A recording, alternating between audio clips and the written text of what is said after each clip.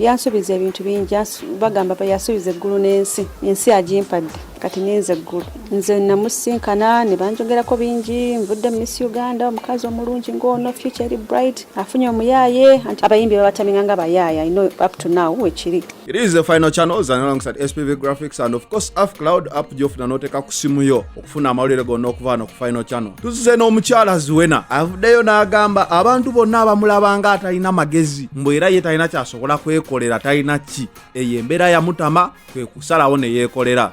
Zuwena katubuulire kye nsingira ddala okwagala abantu bamanye kiri nti nina omusajja omukozi omusajja amanyikiddwa neesitudde kulera ngalo neekolera ntuula ne neekolera nsookera ku makya ne nga business zo njigadde bebajja kuleeta ssente ate naazireeta but I want a brand of my own. I want people to know me nti ni mukazi mukozi nina abaana anything can happen God forbid but nyimiriddewo ntya nze nga Zuwena nze nga maama w'abaana bebe bayinza okukera ku makya ne bamukuba amasasi ebigere n'atuula ewaka what next.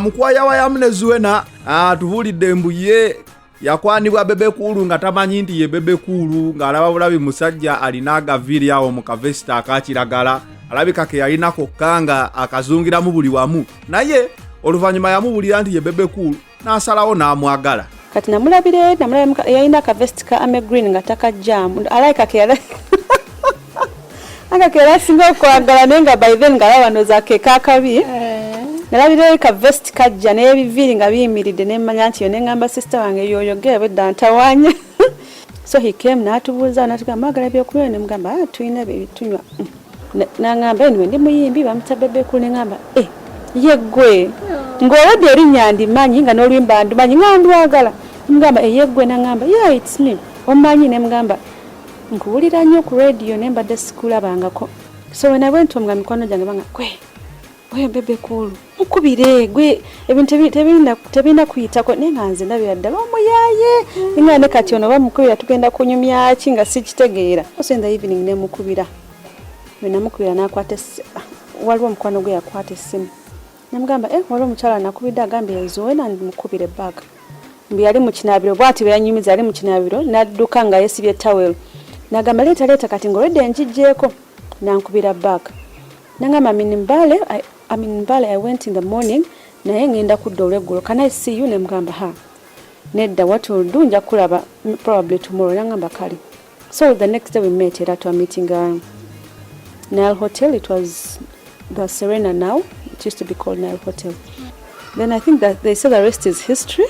The rest is history.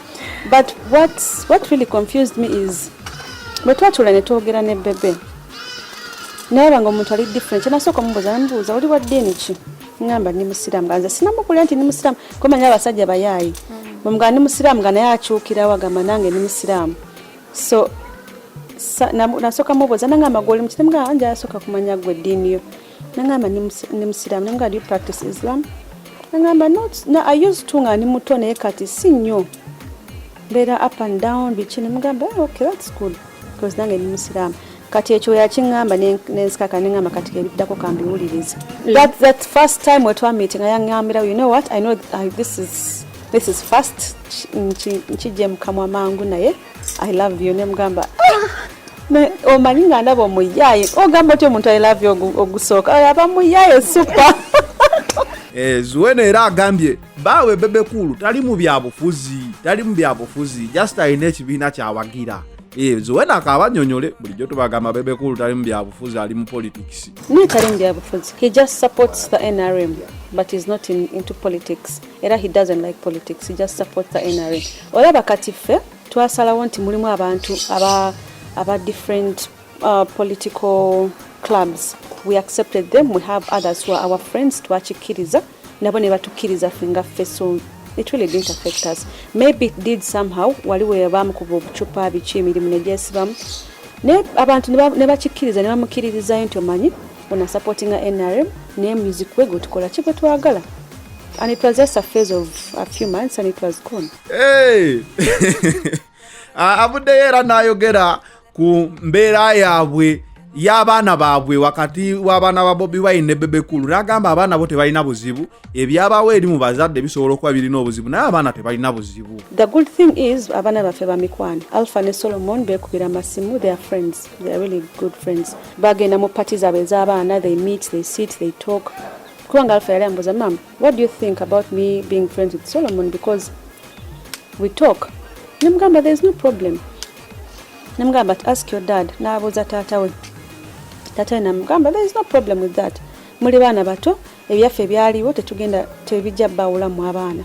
So just go ahead. So there is really no problem. Sinti Alpha agenda waabwe Solomon ajja wano no. They have that friendship, they communicate, babeera ku simu, parties they are together. That's it, and I think that's still okay. Fenga abazadde abaana tubaleke babeere baana. Bino Jose Chameleone byagamba Bebe Cool byayimba temuli makulu. Zuwena yavuddeyo n'agamba akayimba akatyasinza omunyumira akabaawe ye waya waya. Simanyi bakayimba kokka oba. Rupya.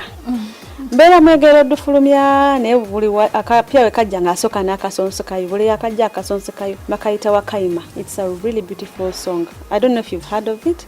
Teruna fuluma, it's really beautiful. Njo lunsingira kale. Then probably nkadde let's go with waya waya. Anti bayinza kwera ne twerimba nti beruliko fenga tuli feeling nenga abantu bagamba lava. But if that's it then thank God. Yeah, Zuwena era avuddeyo n'agamba nti bwe yasala enviiri jukira Zuwena ye muntu ayagala ebiri ku mulembe naye we yasala enviiri buli omu yatiyabu n'agamba omukazi oyo alabika akadde yasala myaka naye mbuye yali akooye okwonoona essaawa ze ng'atuula mu saaluuni lowooza omukyala yenna ali eyo osobola okukiraba okukola enviiri ezo ennyingi ennyo birwisa nnyo mu saaluuni bikendeza ne ku nsimbi kati Zuwena ye kaabanyonyole lwaki yasalako enviiri. Abantu abasinga bandaba we nasala enviiri ne bagamba oyo abadde yasala myaka sima yagala kukola biki, but most of the people it was positive from the public nga bangamba I look good biki yasaze emyaka. Okay, it's good, it's a good feedback. I was very busy nga sina budde butula mu saloon simanyi 2 hours simanyi 6 hours no nze buli hour gyensuula ebennuma I have a lot of things to do nengamba manyi bensala enviiri ndabika bulungi why not nenzisala nasooka nensala nenyambalako wig bang nangamba just you did it, you look good jijeko yenjijjako and the response was overwhelming. Era avuddeyo n'agamba buli kyemukola Bebe Cool addayo n'akimugamba buli kyemukola wano ku online biki ne mwogera yes yabimanyira nti muvuma mu mbeera yonna naye Bebe Cool addayo n'atuloopa bannaye Zuwena era wuyo abaganda. Of course he does. Tunyumya nnyo cause he's my friend. Ebintu bingi ebisinga we talk a lot. Ezo comments nasalawo nze esonyiwe kubanga buli celebrity bamuvuma not only mu Uganda. If you go to other countries celebrity agenda nateekako ekintu ne bavuma oli ne bavuma. I mean we are human. I guess that is it for now. Zuwena omanyi ye celebrity tulina okumwogerako naye nga kyekyo oyinza ofunamu kyofunyeemu oyinza okubeera n'opinion yo but it is the final channel zanena SPV Graphics and of course AFCloud app gy'ofuna n'oteeka ku simu yo n'oba ng'osobola ofuna amawulire gonna nga bwe gazze mu ssaawa eyo yennyini era mu mbeera zonna. It is the final channel zanena SPV Graphics, you out.